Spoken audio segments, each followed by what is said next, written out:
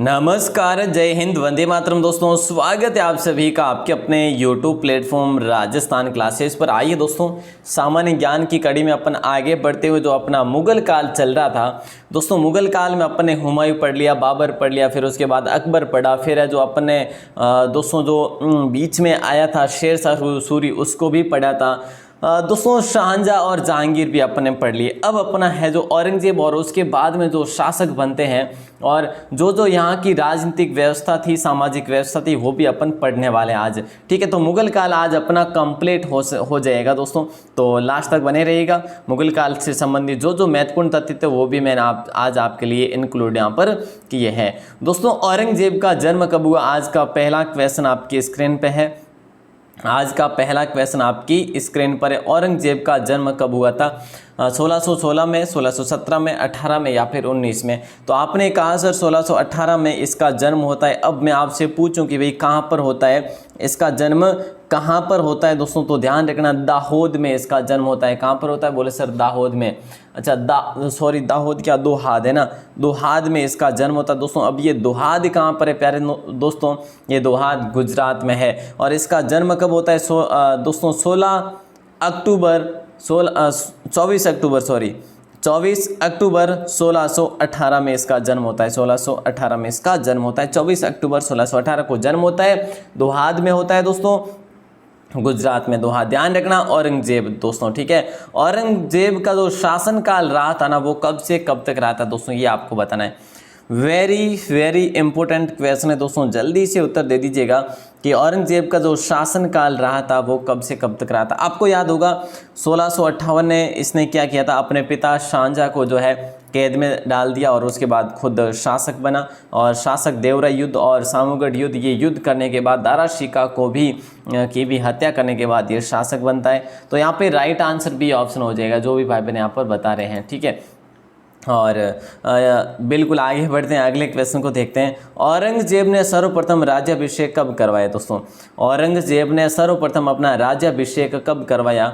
दिल्ली, आगरा, शाहजहानाबाद या फिर इनमें से कोई नहीं? मतलब कि कहाँ करवाया ये आपको बताना था इसमें, ठीक है। कहाँ पर करवाया ये आपको बताना था दोस्तों, जल्दी से बता दीजिएगा राइट आंसर क्या होगा। यहाँ पे होना चाहिए कहाँ करवाया, ठीक है, कहाँ करवाया। तो दोस्तों सर्वप्रथम इसने आगरा में राज्याभिषेक करवाया दोस्तों, जुलाई 1658 में, ठीक है, जुलाई 1658 में कराया। और वहीं हम बात करें दूसरी बार कब करवाया? मई 1659 में करवाया, ठीक है। और वो कहाँ पे करवाया? वो बोले सर दिल्ली में करवाया। तो दोस्तों ध्यान रखना, अच्छा क्वेश्चन है ये।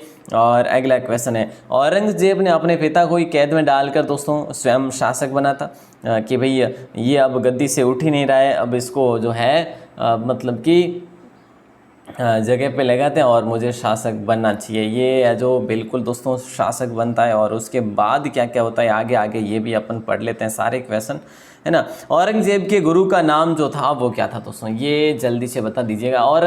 औरंगजेब के गुरु का नाम जो था, जिंदा पीर था, मीर मोहम्मद हकीम था, या अबुल हसन था, या फिर उपरोक्त सभी। औरंगजेब के गुरु का नाम दोस्तों, देखिए शासन व्यवस्था जो थी ना, जहाँ तक की बात करें, जो भी देखिए दोस्तों, जो भी क्रूर शासक हुआ या फिर जो भी दोस्तों शासकों में, जैसे कि मैं बताऊं आपको, कई रियासतों में ऐसा हुआ था कि उसने अपने पिता की हत्या कर या फिर पिता को कैद कर स्वयं शासक बनता है। कई राजपूतों में भी ऐसा हुआ, कई ये मुगलों में भी हुआ, कई अलग अलग ब्राह्मणों में भी हुआ, ठीक है, प्रतिहारों में भी हुआ, ठीक है, इस सबों में अलग अलग हुआ दोस्तों। देखिए औरंगजेब के गुरु का नाम जो था दोस्तों वो क्या था? मीर मोहम्मद हकीम था, ठीक है। क्या था? बी ऑप्शन लॉक हो जाएगा। और दोस्तों जिंदा पीर तो औरंगजेब स्वयं को ही कहा गया था। जिंदा पीर किसको कहा गया था? औरंगजेब स्वयं को कहा गया था जिंदा पीर। ओके सर, अगला क्वेश्चन बताइएगा।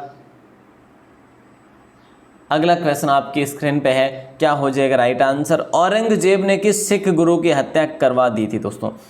औरंगजेब ने कौन से सिख गुरु की हत्या करवा दी थी? गुरु तेग बहादुर की, गुरु गोविंद सिंह की, गुरु अर्जुन देव की, या इनमें से कोई नहीं?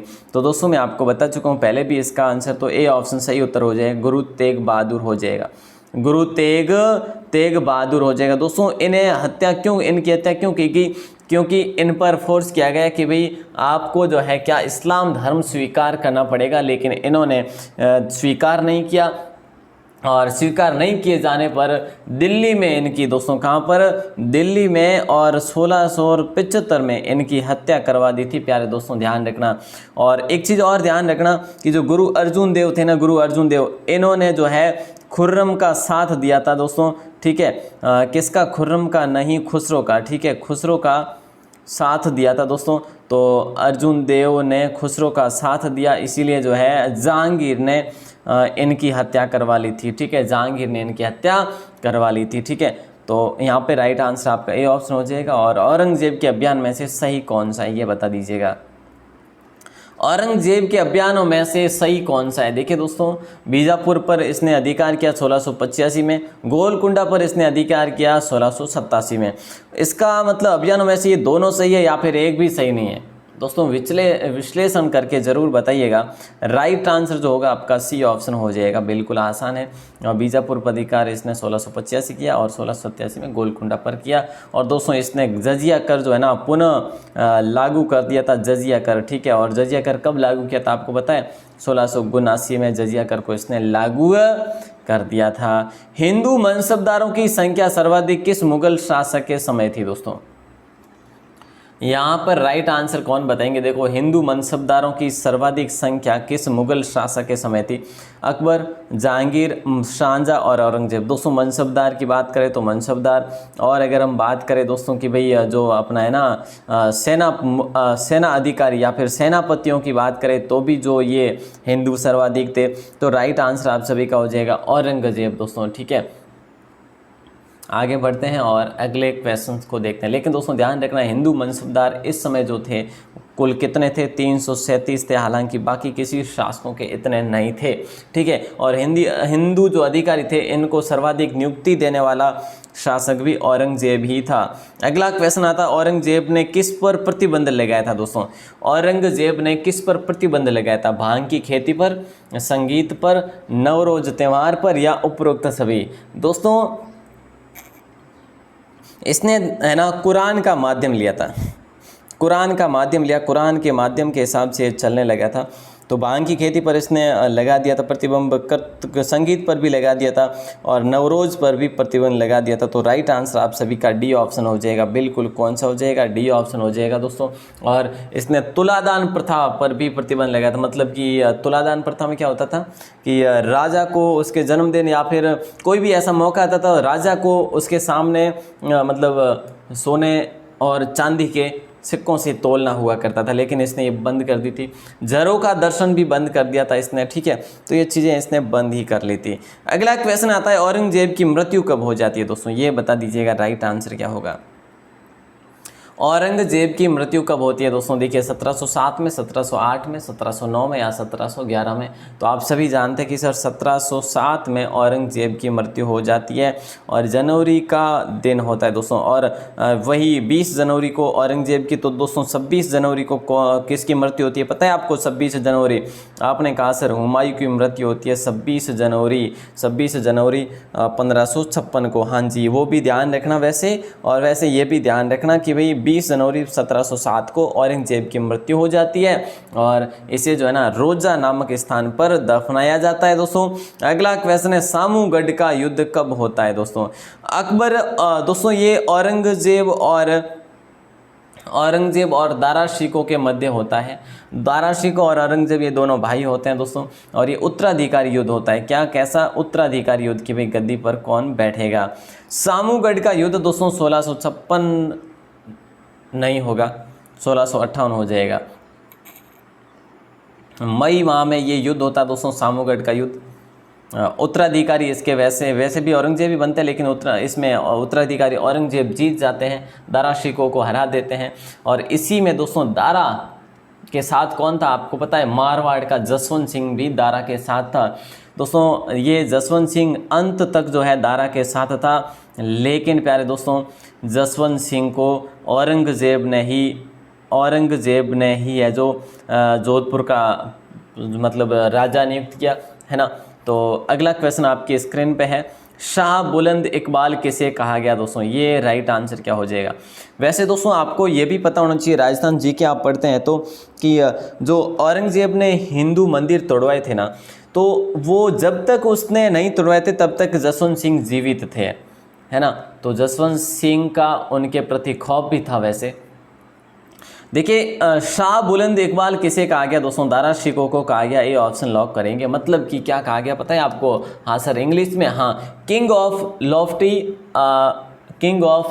लॉफ्टी फॉर्च्यून कहा गया। ठीक है, ध्यान रखना। अगला क्वेश्चन आपकी स्क्रीन पे है, औरंगजेब के बाद मुगल शासक कौन बना था? दोस्तों यहाँ पे राइट आंसर बता दीजिएगा। यहाँ पे थोड़े से डिफिकल्ट काम हो सकते हैं कि औरंगजेब के बाद मुगल शासक कौन बना? मुअज्जम बना, आजम बना, कामबख्श बना, या इनमें से कोई नहीं। देखिए दोस्तों, मुगलों के जो भी शासक बनते हैं ना, सब गद्दी पर बैठते समय या फिर उनको उपाधियां दी गई, बाकी सबके नाम अलग अलग। जैसे अपन ने पढ़ा कि भाई जहांगीर का नाम क्या था, तो दोस्तों जहांगीर का नाम जो था क्या था? जहांगीर का नाम सलीम था। हाँ, तो सर शाहजहाँ का नाम क्या था? शाहजहाँ का नाम खुर्रम था, आपको याद होता है ना। तो इस प्रकार से दोस्तों देखिएगा, ये नाम अलग अलग। जैसे अब देखिए, जैसे कि ये मुअज्जम है, ठीक है, क्या है? मुअज्जम है। तो मुअज्जम का नाम जो है, ये बचपन का नाम है मुअज्जम, लेकिन इसका बहादुर शाह इसका नाम पड़ा जब ये गद्दी पर बैठा। ठीक है, बहादुर शाह प्रथम के नाम पर ये गद्दी पर बैठा। दोस्तों मुअज्जम, ए ऑप्शन लॉक कर लेना।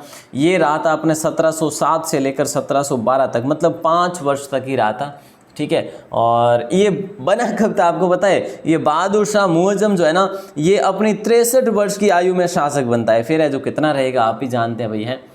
ठीक है, इसे ही शाह ए बेखबर कहा जाता है दोस्तों। शाह ए बेखबर किसी इतिहासकार ने इन्हें कहा है, ध्यान रखना। और बाकी जो है आगे बढ़ते हैं, अगले क्वेश्चन को देखते हैं। सैयद बंधुओं ने किसकी हत्या की थी दोस्तों? सैयद बंधुओं ने किसकी हत्या की थी? और वैसे चिक खान ने दोस्तों सैयद बंधुओं की हत्या की थी, लेकिन सैयद बंधुओं ने किसकी हत्या की थी? तो मोहम्मद शाह की, फर्रुख शेर की, या फिर जहांदर शाह की, या अहमद शाह की। ये सारे के सारे मुगल शासक होते हैं दोस्तों। तो राइट आंसर आप सभी का हो जाएगा फर्रुख शेर। क्या बी ऑप्शन लॉक हो जाएगा दोस्तों? फर्रुख शेर की हत्या करता है ये 1719 में। ठीक है, 1712 में वो कौन दोस्तों? बहादुर शाह जो है वो बनता है। उसके बाद जो है ये बनते हैं बहादुर शाह क्या नाम है? हाँ, बहादुर शाह जो 1712 में, तो वो उसकी मृत्यु हो जाती है। 1713 में ये बनता है। 1713 से लेकर 1719 तक ये रहता है। 1719 में फर्रुख शेर की हत्या कर देते हैं सैयद बंधु। सैयद बंधु जो है ना दोस्तों, इसे किंग मेकर्स भी कहा जाता है। क्या? किंग मेकर्स भी कहा जाता है इतिहास में। इन दोनों का नाम क्या था पता है आपको? एक का नाम था अब्दुल्ला फ़कीर, क्या था? अब्दुल्ला खान, सॉरी, एक था अब्दुल्ला खान और एक था हुसैन अली। ये दोनों जो भाई थे दोस्तों, सैयद बंधु के नाम से जाने जाते थे। और अगला क्वेश्चन आपके स्क्रीन पे है, नादिर शाह के आक्रमण के समय मुगल शासक कौन था दोस्तों? नादिर शाह के आक्रमण के समय मुगल शासक कौन था, ये आपको बताना है। तो राइट आंसर क्या हो जाएगा? बिल्कुल आसान सा क्वेश्चन है भाई साहब। मुहम्मद शाह था, या फिर फर्रुख शेर था, या फिर जहांदर शाह था, या अहमद शाह। नादिर शाह ने दोस्तों भारत पर आक्रमण किया था 1739 में। ठीक है, तो 1719 से लेकर 1748 तक जो शासन करता था वो था मुहम्मद शाह। कौन था? मुहम्मद शाह था दोस्तों। ये जो नादिर शाह था ना, ये फारस का अफगान था, फारस का अफगानी था दोस्तों। इसने यहाँ पर आक्रमण करके जो है क्या मयूर सिंहासन, जो कि दोस्तों आपको पता हो तो शाहजहाँ ने बनवाया था, उसको भी ये ले गया, और साथ ही साथ एक कोहिनूर हीरा वहाँ पर था, उसको भी ले टपका। ठीक है, ले भागा। तो दोस्तों ये मुहम्मद शाह के समय, ये क्वेश्चन वेरी वेरी इंपॉर्टेंट, कई बार एग्जाम में पूछा गया है। और अगला क्वेश्चन 101 आपकी स्क्रीन पे, जल्दी से उत्तर। किस मुगल शासक के काल में अहमद शाह अब्दाली ने भारत पर 4 बार आक्रमण किया दोस्तों? जल्दी से उत्तर दीजिएगा। किस मुगल शासक के काल में अहमद शाह अब्दाली ने भारत पर 4 बार आक्रमण किया? आलमगीर द्वितीय, फर्रुख शेर, जहांदर शाह, या शाह आलम द्वितीय? तो दोस्तों राइट आंसर होगा आलमगीर द्वितीय के समय इस अहमद शाह अब्दाली ने। ठीक है, और ये कब से कब तक रहा था? 1754 से 1759 तक रहा था, ध्यान रखना। ठीक है, ठीक है, ठीक है सर। अगला क्वेश्चन, एकमात्र ऐसा मुगल शासक जो पूर्णतः अंग्रेजों के संरक्षण में रहा, एकमात्र ऐसा मुगल शासक जो पूर्णतः अंग्रेजों के संरक्षण में रहा, शाह आलम द्वितीय, आलमगीर द्वितीय, बहादुर शाह जफर द्वितीय या अकबर द्वितीय।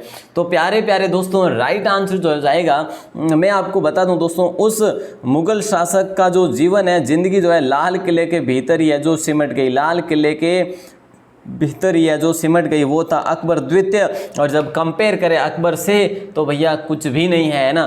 तो 1816 से लेकर 1836 ही है ना। तो 1837 तक ये रहा था अकबर द्वितीय दोस्तों।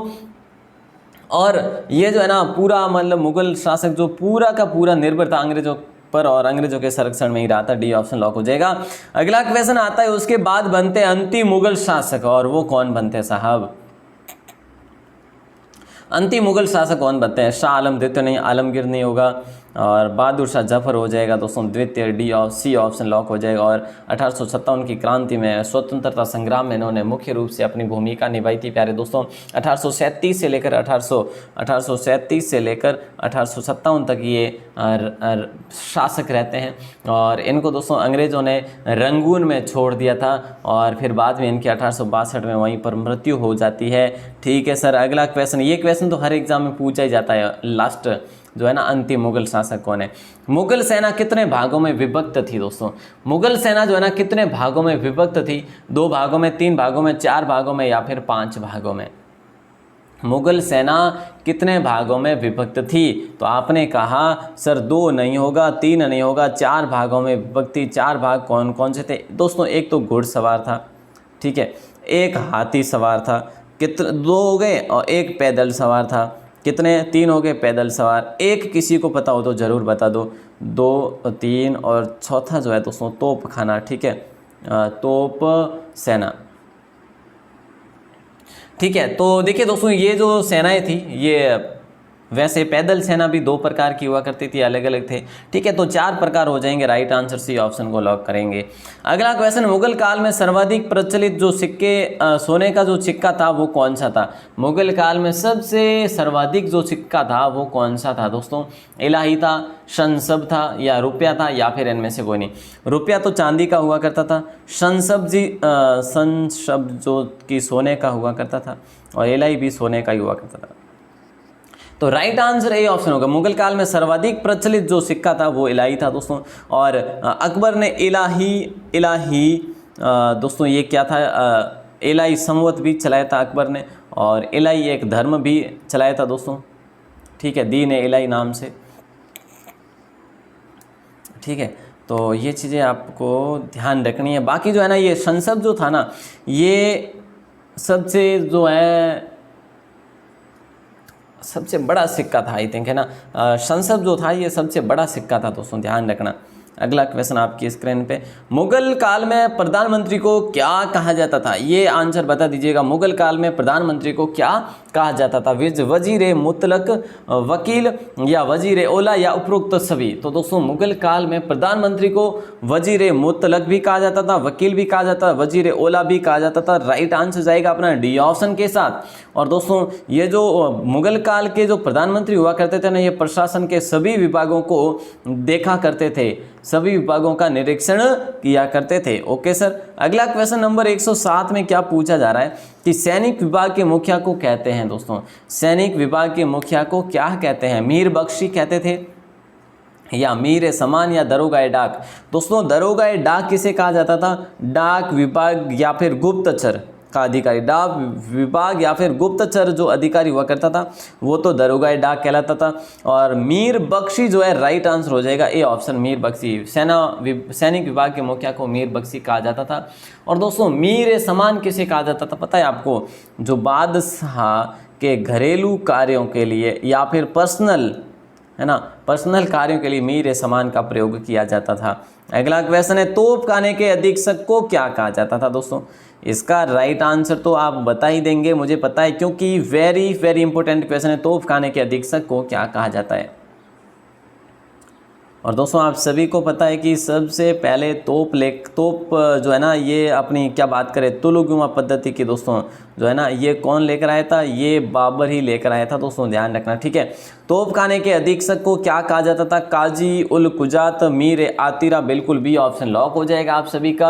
और दोस्तों काजी उल कुजात किसे कहा जाता था, ये न्याय विभाग का अधिकारी हुआ करता था, न्याय विभाग का अधिकारी हुआ करता था और ये न्याय वगैरह करता था, ठीक है। तो काजी उल कुजात न्याय के अधिकारी को और मीर आतिरा जो है तोपखाने के अधीक्षक को कहा जाता था, ठीक है सर। ध्यान रखना है कि हाँ जी ध्यान रखना है। अगला क्वेश्चन है नंबर 109, आना नामक सिक्का किस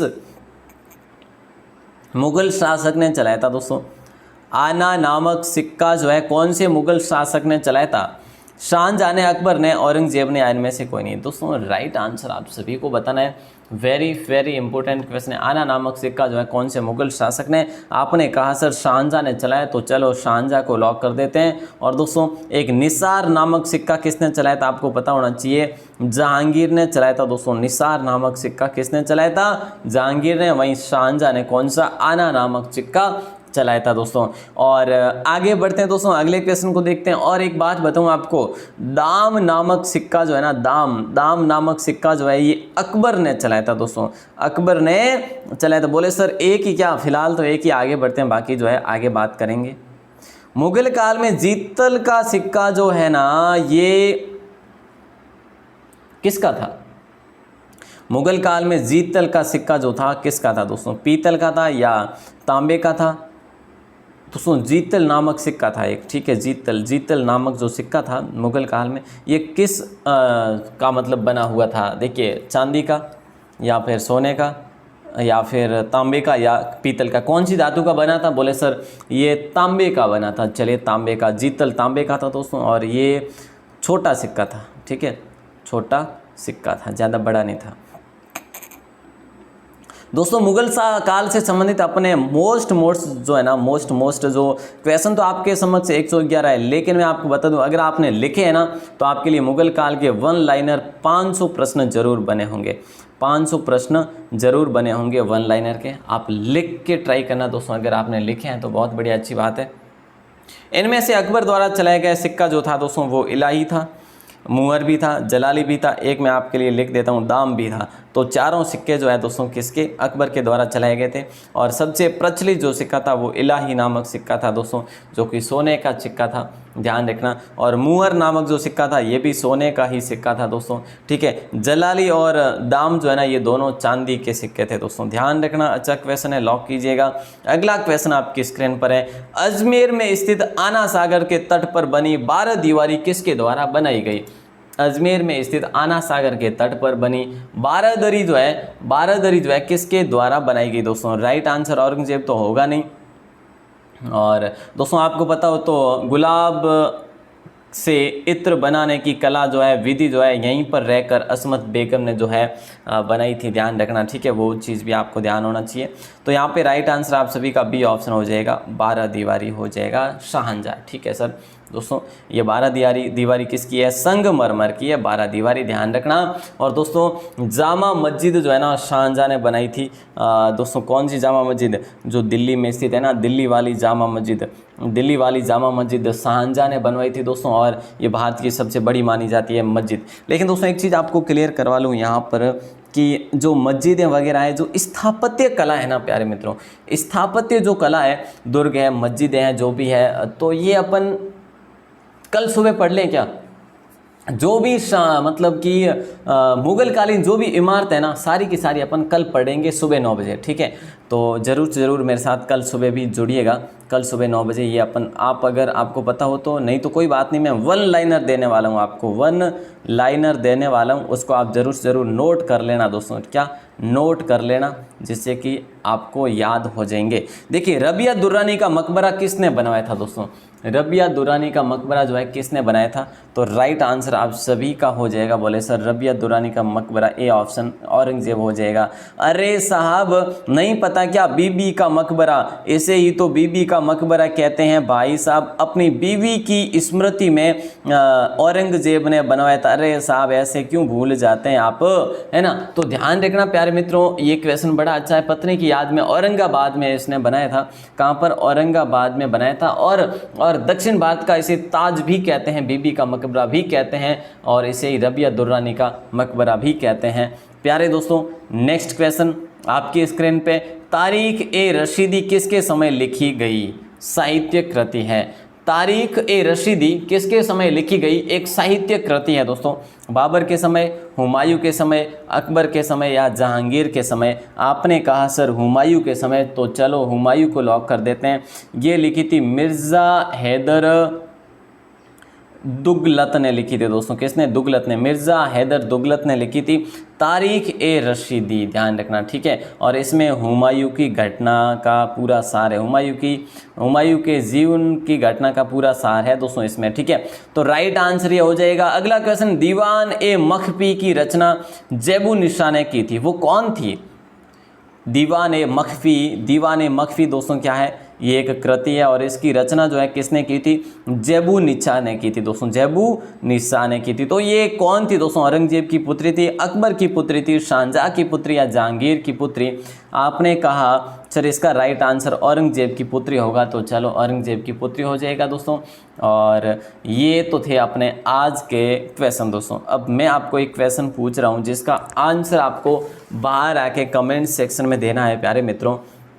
जिन भी भाई बहनों को पता हो ज़रूर बताना बाहर आके। और फिलहाल आज अपने जो मुग़ल कालीन जो भी था दोस्तों सब कुछ क्लियर हो गया है, ठीक है, जो जो इम्पोर्टेंट था। वैसे 115 में से आपके अगर आप लिखते हैं वन लाइनर में, तो दोस्तों मैं आपको बता दूं 100% 500 में से 500 से ऊपर ही क्वेश्चन आपके बनेंगे। और साथ ही साथ एक चीज़ और बता दूं, कल जो है ना आपके लिए मुग़ल कालीन इमारतें अपन पढ़ लेंगे, ठीक है। कल आपको एक वीडियो दे दूँगा, डायरेक्टली आप उसको पढ़ लेना। ऐसा नहीं कि भी आप बातें करेंगे, लाइव तो नहीं दूँगा कल, ठीक है। लाइव दूँगा तो आप लोग बातें करेंगे, तो मैं आपको ऐसे ही अपलोड कर दूंगा, ठीक है, आपके लिए। चलिए, और दोस्तों आज रात को राजस्थान जीके का जो होगा, राजस्थान जीके में आज अपन क्या पढ़ें? आज अपन ऐसा करते हैं दोस्तों, रीति रिवाज पढ़ें,